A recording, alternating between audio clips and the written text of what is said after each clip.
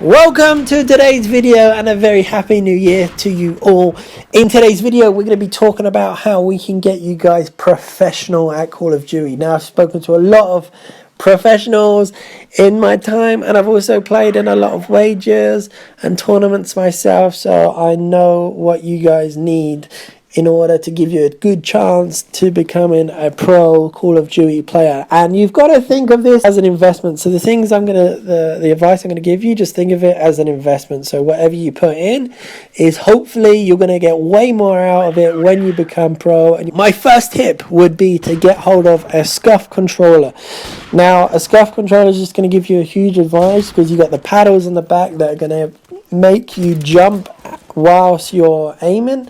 It's a huge advantage, especially in IW, not so much in MWR because there's not as much movement, but certainly in IW you will need a SCUF. If you would rather play claw, then go for that too. I mean, for me it's really comfortable to play claw. I like it a lot, and my right thumb isn't stretched out like it would be if I was to be playing with a SCUF. So make sure that you try that out before you go ahead and buy a SCUF controller. I actually made a video on that a few videos back, so go and check that out if you are not sure what claw is.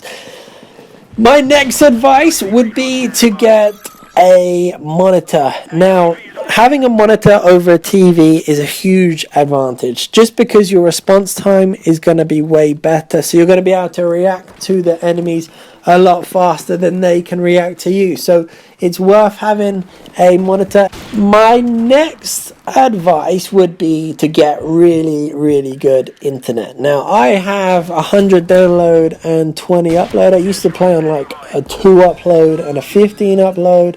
Since I've had this internet, I'm just playing way better just because my data is being uploaded way faster and most people's is to the Call of Duty servers. So again, this is an investment. Keep thinking of this as an investment, not just you're throwing money away. Next tip is to find a good team. Find players that have good personalities. Like, the last thing you want is to be playing with a team that are really annoying. I've had it a lot in the past where I'm playing with teams and they're just shouting at each other the whole time, or they're being really arrogant, or they're not being motivated. I mean, sometimes you can be having an off game and they'll get on top of you rather than getting behind you, lifting your spirits.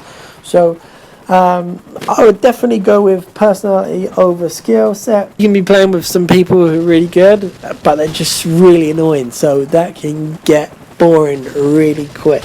Make sure you get on with them and have a good time. If you're having fun and you're playing Call of Duty, you're more likely to be playing better than if you're stressed out and angry at your teammates. It's just not a good feeling, and it's not where you want to be going. So make sure you find someone with good personality and someone who you really click with and get on with, and just play doubles with them until you get pretty good together, good enough so that you can find maybe another doubles pairing who are also equally as good as you. Make a team of 4 and try and push for playing for LANs. The other thing is make sure that you are all active. Now, what I mean by that is you're all on at the same time. You're playing for like 5 or 6 hours today.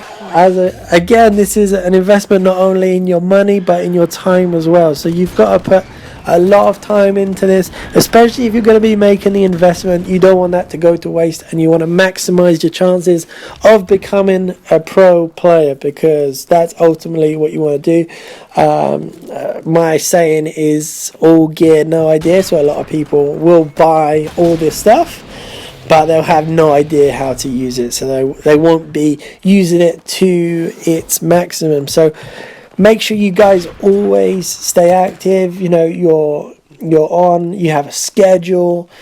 Maybe you play some scrims some nights, maybe you play some tournaments some other nights, and also looking at, like, in the theater and videos of maybe where you didn't go well and maybe what you did well.